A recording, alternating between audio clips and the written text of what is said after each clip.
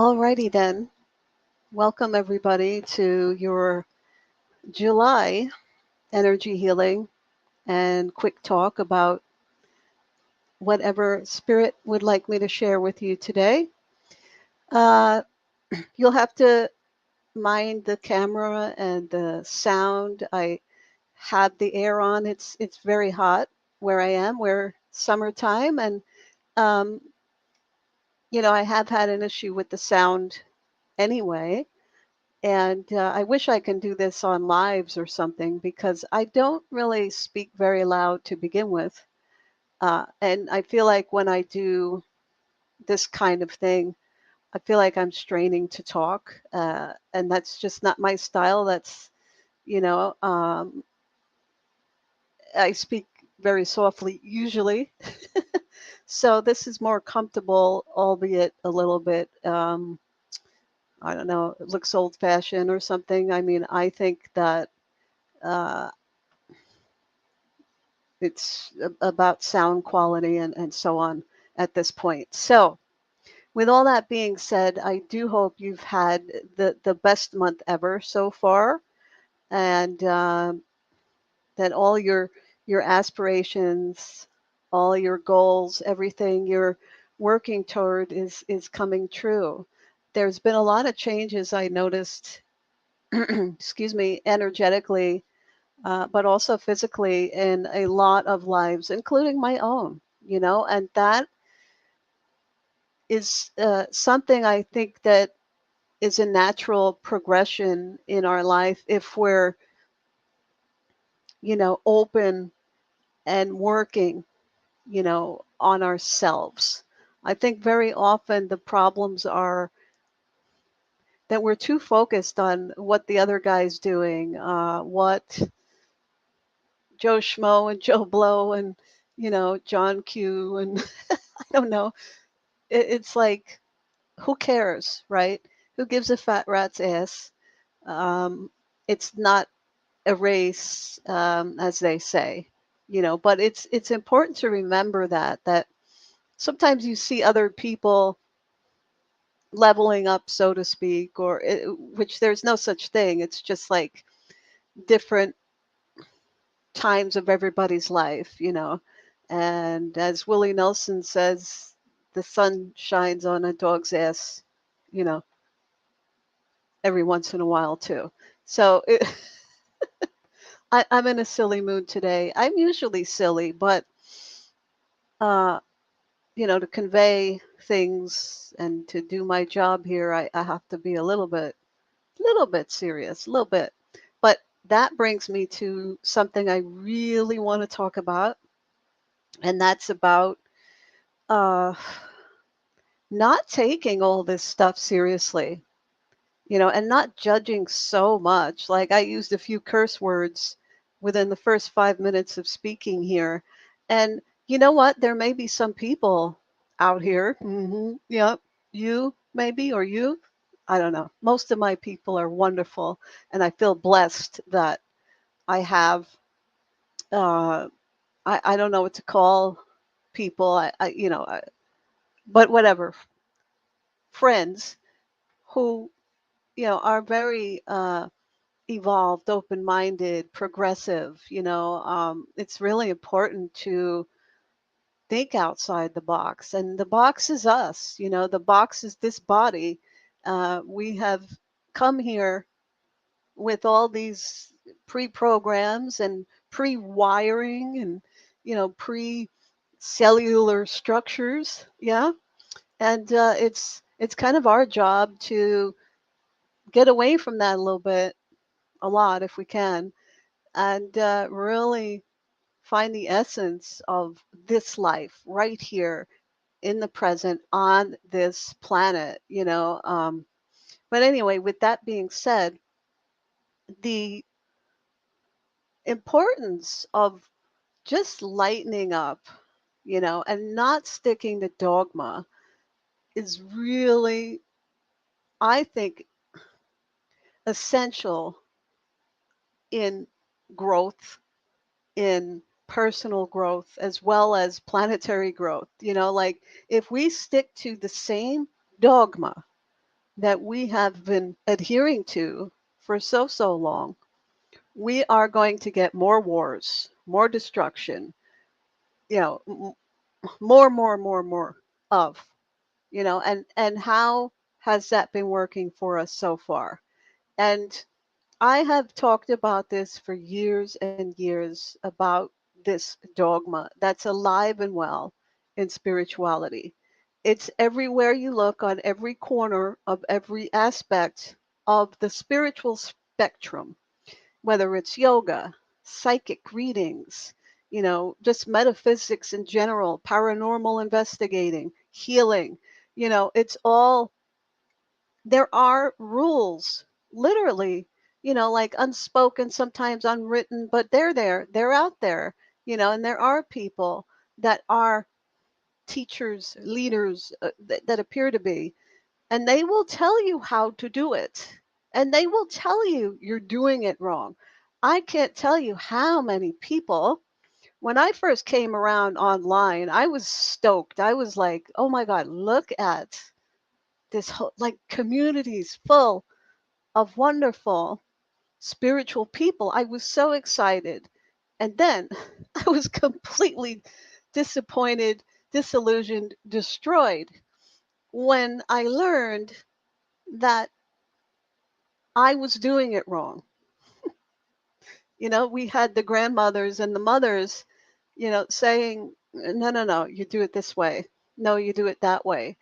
And I was like, no, it's always worked for me this way, you know.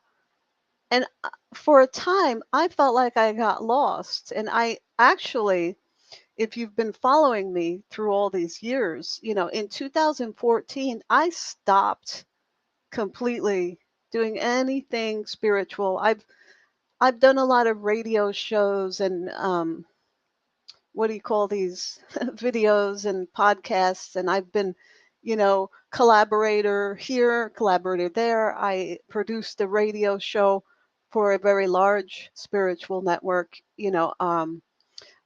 like, and now I have my own network, the social spiritual network. Like, I've done a lot in this industry, and I have gotten, like I said, so disillusioned. I used to do, the readings and the healings and the whatever, like the customary thing. And I just stopped because I'm like, there's so many, wannabes or fraudsters or I don't, it's not about name calling. It's about, like, not wanting to be lumped into these things, that are occurring that I have no control over. And really, that at the end of the day, I came back and I decided to do other things and maybe do things differently and my way again, which really helped me. But what I found, what Spirit told me, is the only way to really, if you want to make a statement about the industry, be the best example, of what you think it should be. And it's not like I'm perfect, and I show that. I try to show everybody all these sides of me. The dark side is very important, by the way. We all have it. Don't tell me different.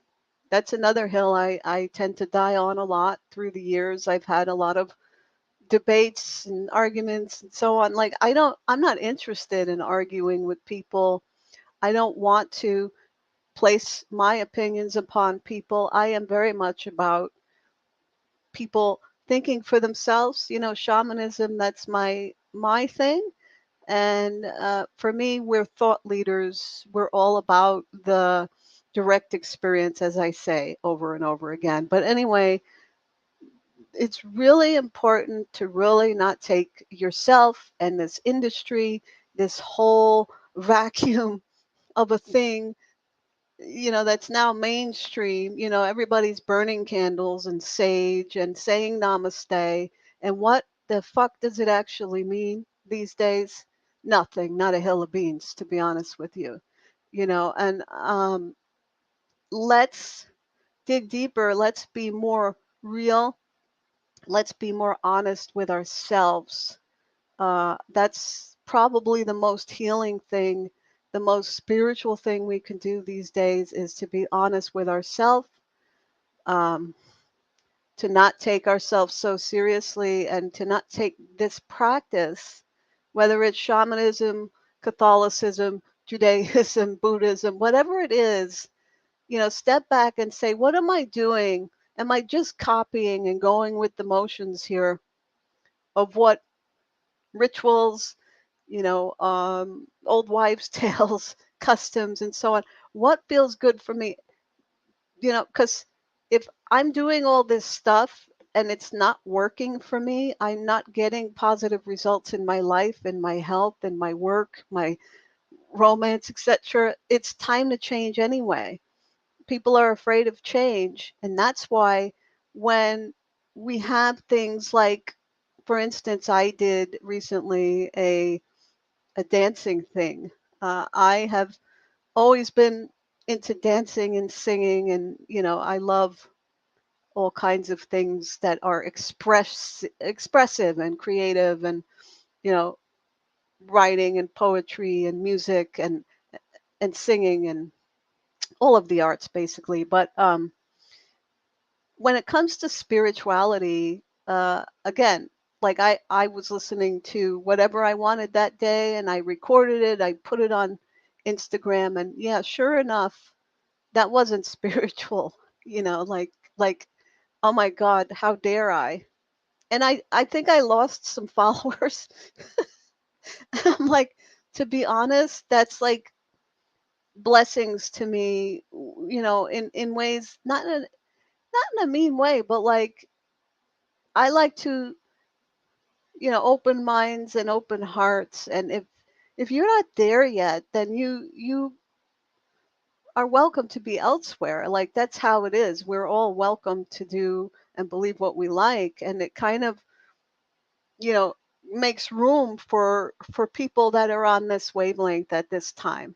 It's not that I'm better or they're better or worse, or but like that's just the way it goes. But I found it a little bit comical, and it is probably what brought me to talking about the spirituality and whatnot right now.